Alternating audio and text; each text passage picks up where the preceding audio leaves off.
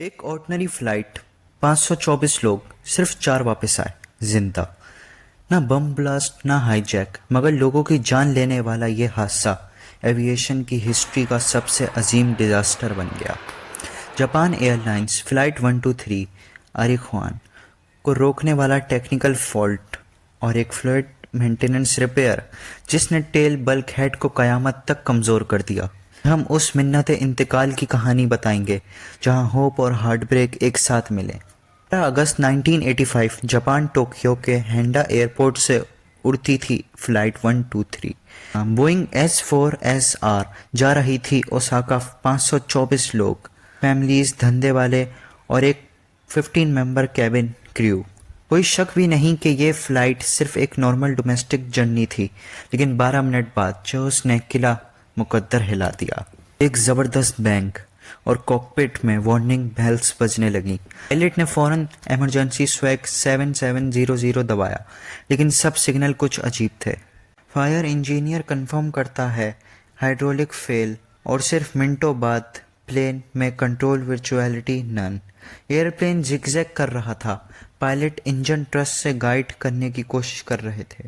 32 minute تک plane ہوا میں تھا، اور ان منٹوں میں کیا پیسنجرز نے اپنی لاسٹ رائٹنگز کی. مکیکو، تسواؤ، چیوکو، مم کو سنبھالو، ڈیڈ بہت پچھتائے گا.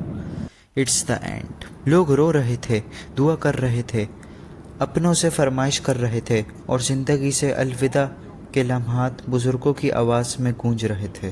انویسٹیگیشن نے بتایا پرابلم کا روٹ 1978 میں ایک ٹریل اسٹرائک ریپیئر تھا. بوئنگ نے بلک ہیڈ ریپیئر کیا، مگر فلوئڈ میتھڈ سے اوریجنل ڈبل ریورٹ ڈیزائن بدل دیا گیا. ایک ہی رو سے لوڈ اٹھا رہا تھا. 70% کمزور ہو گیا تھا بلک ہیڈ. اس فالٹی ریپیئر کی وجہ سے کیبن کے پریشرائزڈ ایئر نے بلک پھاڑ دیا. ٹیل سیکشن جاگ گیا، سارے ہائیڈرولک لائنز نکل گئے، اور پلین پوری طرح سے انکنٹرولیبل ہو گیا.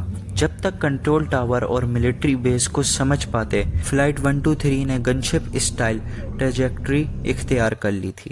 پر ماؤنٹ تاکاماگارا کے پاس پلین فل اسپیڈ سے کریش کرتا ہے. پورا ایریا گونج اٹھا ہے. ریسکیو ٹیم 13 گھنٹے لیٹ پہنچی، اور جب تک مدد آئی تو صرف 4 پیسنجر زندہ تھے. باقی 520 لوگ ہمیشہ کے لیے خاموش ہو چکے تھے.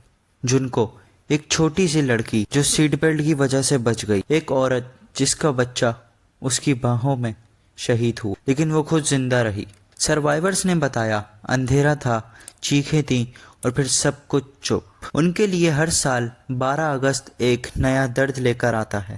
بوئنگ پر سوال اٹھایا گئے. مینٹیننس کمپنی پر کرمنل نیگلیجنس کا کیس چلا. جاپان ایئر لائنز نے پبلک اپولوجی دی. ایویشن انڈسٹری نے نئے رولز بنائے، better inspection protocols, repair methods کی international certification, black box access اور CVR انالیسس میں ریفارم. یہ حادثہ ایک وارننگ بن گیا کہ ایک چھوٹی سی غلطی 520 لوگوں کی جان لے سکتی ہے. Japan airline flight 123 Japan year lines flight 123 صرف ایک کریش نہیں تھا، یہ ایک مثال تھی انسانی غلطی، تخریب اور تقدیر کی، کہ سیفٹی پروٹوکولز کس قیمت پہ آئے ہیں. 524 میں سے صرف 4 زندہ رہے، مگر ان کی آوازیں، ان کی لکھی ہوئی چٹھیاں آج بھی انسانیت کو یہ یاد دلاتی ہیں زندگی کسی بھی وقت رک سکتی ہے، مگر جو پیار چھوڑ جاتے ہیں وہ کبھی نہیں مرتے.